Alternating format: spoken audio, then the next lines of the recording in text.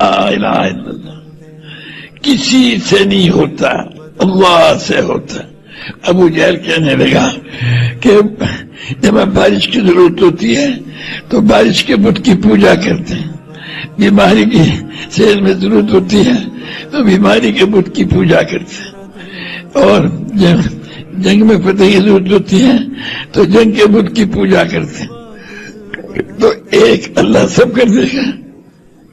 آپ نے ارشاد فرمایا کیا ایک اللہ سب کچھ کر دے گا؟ بھائی میرے عزیزوں، دیکھو اللہ پاک نے اپنے ایک حکم سے ساتوں آسمان بنائے۔ یہ اس وقت جو دنیا ہے ساتوں آسمانوں سے فائدہ اٹھانے کے اوپر اپنی قوت کو خرچ کر ضائع کرنے میں لگے ہوئے۔ جس اللہ پاک نے بنایا ہے اس پاک ذات سے فائدہ اٹھانے میں نہیں لگے ہوئے کہ وہ پاک ذات ہم اس سے فائدہ اٹھانا کیا، جس وقت اللہ پاک جو کچھ چاہتا ہے ہمیں اسے پورا کرنا ہے۔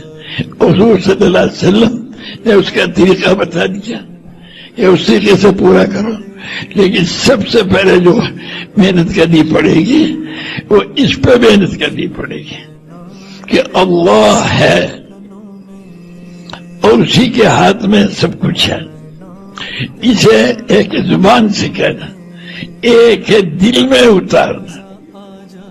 ہمارا صبح ہر آن گھڑی ہر وقت کی سوچ فکر یہ ہوگی کہ جتنے دنیا کے بادشاہ ہیں وہ اپنی یہ فکر بناویں کہ اللہ ہے، وہ ہم سے کیا چاہتا ہے، اسے ہمیں پورا کرنا ہے، اور ساری دنیا کے انسانوں کو اس کے پورا کرنے پہ تیار کرنا ہے۔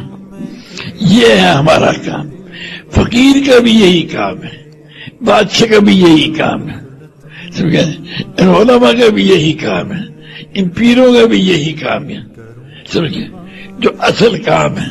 بھائی میرے دوستوں، جب اس کو کریں گے ہم حق تعالی شان اس کے، جیسے ہمارا زبیر کہہ رہے تھے نا کہ محنت بناؤ گے تو اللہ کے ساتھ تمہارا تعلق قائم ہو جائے گا، پھر اللہ تعالیٰ تمہیں صفات عطا فرمائے گا، سمجھے۔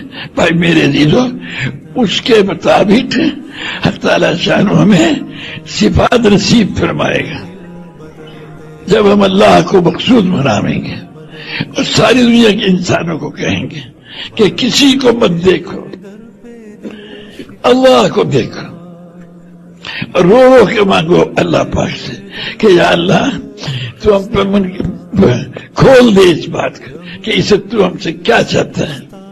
ہم تیرے چاہنے کو حضرت محمد صلی اللہ علیہ وسلم کے طریقے سے پورا کریں گے۔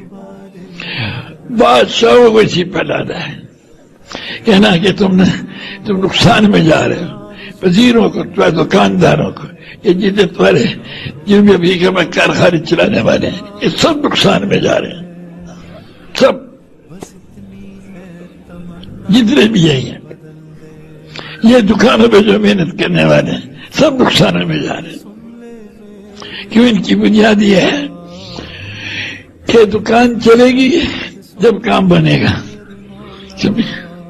یہ نہیں جس وقت اللہ پاک جو کچھ چاہتا ہے، اللہ نے جو کچھ چاہا ہم اس کو پورا کریں گے، اور محمد صلی اللہ علیہ وسلم کے طریقے سے پورا کریں گے۔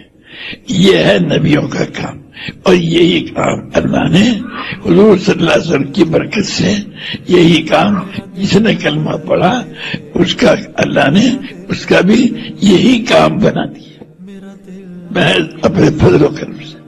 تو آپ جتنے بھی ہیں یہاں پر، جو ہی اپنا آپ کو